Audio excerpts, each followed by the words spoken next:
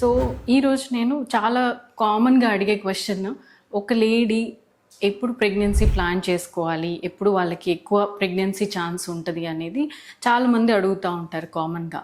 So లేడీస్కి ఎందుకు అంటే, లేడీస్కి ఏజ్ ఎఫెక్ట్ ఎక్కువ ఉంటుంది కాబట్టి యూజువల్గా ఒక లేడీకి ఎర్లీ 20స్లో ఎక్కువ ప్రెగ్నెన్సీ ఛాన్స్ ఉంటుంది. అంటే 20 to 25 మధ్యలో చాలా ఎక్కువ ప్రెగ్నెన్సీ ఛాన్స్ అండ్ ప్రెగ్నెన్సీ కూడా కాంప్లికేట్ అవ్వకుండా అన్నీ సాఫీగా అయిపోవడానికి ఎక్కువ ఛాన్స్ ఉంటుంది. బట్ ఎర్లీ 20స్లో ప్రెగ్నెన్సీ ప్లాన్ చేసుకోవడం చాలా కష్టం. ఈ మధ్య కాలంలో అయితే వాళ్ళ కెరీర్ కానివ్వండి అండ్ ఎడ్యుకేషన్ అన్నీ కంప్లీట్ అయ్యి లేట్గా మ్యారేజ్ చేసుకోవడం, ఆఫ్టర్ 30s మ్యారేజ్ చేసుకోవడం అండ్ ప్రెగ్నెన్సీ కోసం కూడా చాలా గ్యాప్ తీసుకోవడం ఈవెన్ ఆఫ్టర్ మ్యారేజ్ మనం చూస్తున్నాం.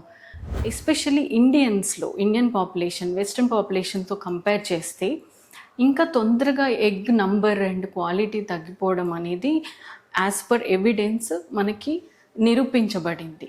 సో ఇండియన్స్ ఇంకా తొందరగా మ్యారేజ్ చేసుకోవాలి, తొందరగా ప్రెగ్నెన్సీ ప్లాన్ చేసుకోవాల్సి ఉంటుంది. బట్ అది వదిలేసి, కెరీర్ వదిలేసి ప్రెగ్నెన్సీ ప్లాన్ చేసుకోండి అని ఎవరికీ చెప్పలేం.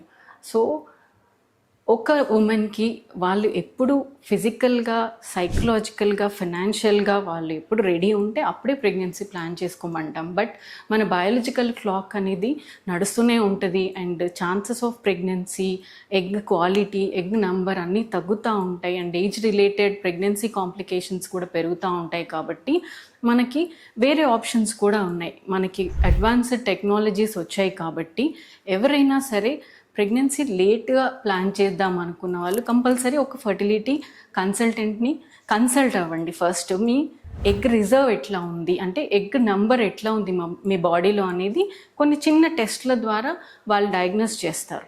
దాన్ని బట్టి మీకు మీ డెసిషన్ తీసుకోవడానికి ఎప్పుడు ప్లాన్ చేసుకోవాలి అనే దానికి వాళ్ళు గైడ్ చేస్తారు.